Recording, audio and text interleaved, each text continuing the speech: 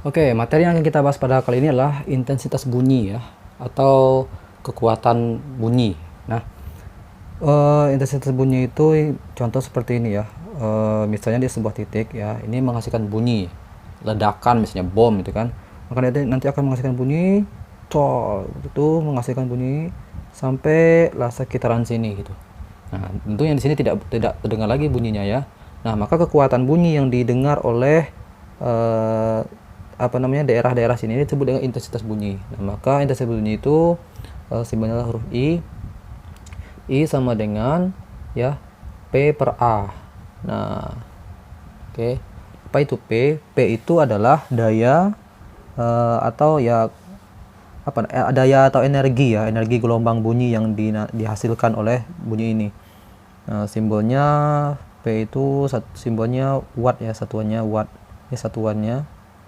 Ini lambangnya ya. Kalau I itu intensitas itu satuannya watt per meter kuadrat ya. Nah, kalau A itu luas ya, luas berarti satuannya meter kuadrat ya. Oke. Nah, jadi kalau menurut teorinya, pada saat bunyi terdengar dari sini, ini sebut kita sumber bunyi. Ketika di sini ya dan di sini itu berbeda kekuatannya ya. Semakin jauh maka tentu semakin kecil bunyi intensitas bunyinya ya. Nah, sekarang bagaimanakah cara kita menentukan ya nilai dari energi di sini atau intensitas di sini dan intensitas di sini? Nah, kita bisa menggunakan rumus yang ini. Karena ini kan berbentuk lingkaran ya, maka luas ini kita bisa ganti dengan I sama dengan P4 V R kuadrat ya, karena ini rumus dari luas lingkaran. Nah, maka rumus dari ini bisa kita gunakan yang ini. Oke. Nah, karena kita lihat di sini I itu berbanding terbalik dengan R kuadrat ya, maka ya dari sini kita lihat I itu berbanding terbalik dengan R kuadrat. Nah, maka rumusnya kita bisa bikin seperti ini. I1 per sama dengan R1 kuadrat ya. Kemudian kalau I2 itu R2 kuadrat. Nah, dari sinilah kita akan menggunakan rumus inilah nanti kita mencari berapa besar intensitas di sini dan berapa intensitas di sini. Oke. Kita mungkin sebut saja mungkin di sini adalah P, di sini adalah titik Q gitu ya. Kita akan mencari berapa nilai intensitas bunyi di masing-masing titik ya. Nah, mungkin sebagai contoh ya, kita masuk saja untuk contoh soal. Contoh soal, misal diketahui sebuah bunyi ya menghasilkan sebuah energi atau daya per satuan waktu sebesar 160 V watt misalnya ya. Nah, kemudian pertanyaannya berapakah bunyi atau intensitas bunyinya berapa di posisi 4 meter dari sumber bunyi misalnya ya. Di R-nya 4 meter nih. Nah, artinya misalnya sumber bunyi dari di sini. Nah, 4 meter di sini ada orang, ini 4 meter jaraknya. Nah, berapa intensitas bunyinya? Nah, seperti itu ya. Nah, sekarang kita masuk rumus yang mana ini? Boleh yang ini, boleh yang ini ya, bebas. Tapi sebaiknya yang ini. Kenapa? Karena ada huruf V-nya. Nah, jadi nanti kita bisa coret.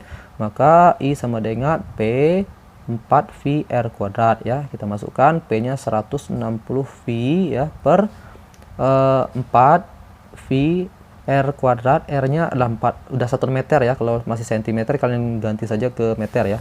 4 kuadrat, maka menjadi 160 V 4 di ya per 4 V 4 kuadrat itu 16 ya. 16. Nah, di sini kita bisa coret V-nya, kemudian 16-nya kita coret ya, maka menjadi 10 per 4. Oke. 10 per 4 itu adalah 2,5. Nah, jadi jawabannya 2,5, satuannya adalah watt per meter kuadrat. Nah, seperti itu ya untuk mencari intensitas dari bunyi. Nah, sekarang bagaimana kalau seandainya kita pengen menentukan intensitas bunyi di suatu titik yang berbeda? Nah, contoh, saya hapus dulu. Oke, sekarang seperti ini. Ini ada sumber bunyi ya, atau bom gitu ya. Bom nanti bunyi. Nah, ini ada orang di sini. Kemudian ada juga orang di sini. Nah, oke. Kita sebut saja ini si apa ya?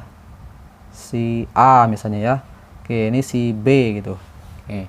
Nah, sekarang pertanyaannya Anggaplah jarak antara si A itu kita bikin 1 meter ya, atau ya 1 meter, kalau B itu 2 meter. Nah ya, maka pertanyaannya berapakah perbandingan antara bunyi yang didengar oleh si A ya dan si B. Nah, berapa perbandingannya? Ya. Oke. Sekarang kita langsung masuk ke rumus yang saya bikin di sini tadi ya, yaitu I1 sama dengan I1 I2 R2 kuadrat R1 kuadrat. Nah, ini dari rumus, karena ya nampak ya berbanding terbalik ya. Artinya kalau yang maksud berbanding terbalik itu semakin jauh dia, semakin besar nilai R, maka ini semakin kecil. Nah, itu maksudnya berbanding terbalik ya.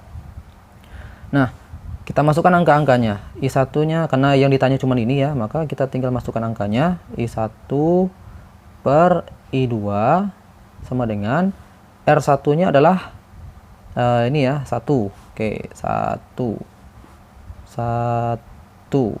Oke.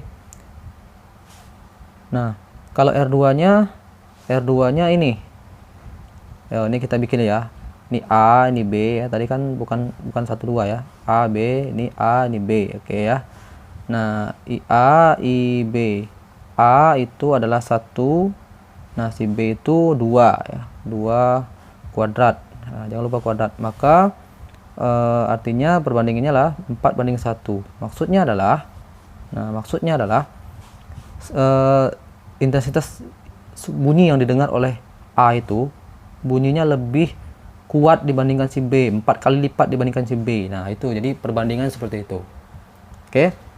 Nah, contoh yang lain, misalnya ada sebuah bunyi juga di mana ini ada P, ini ada Q.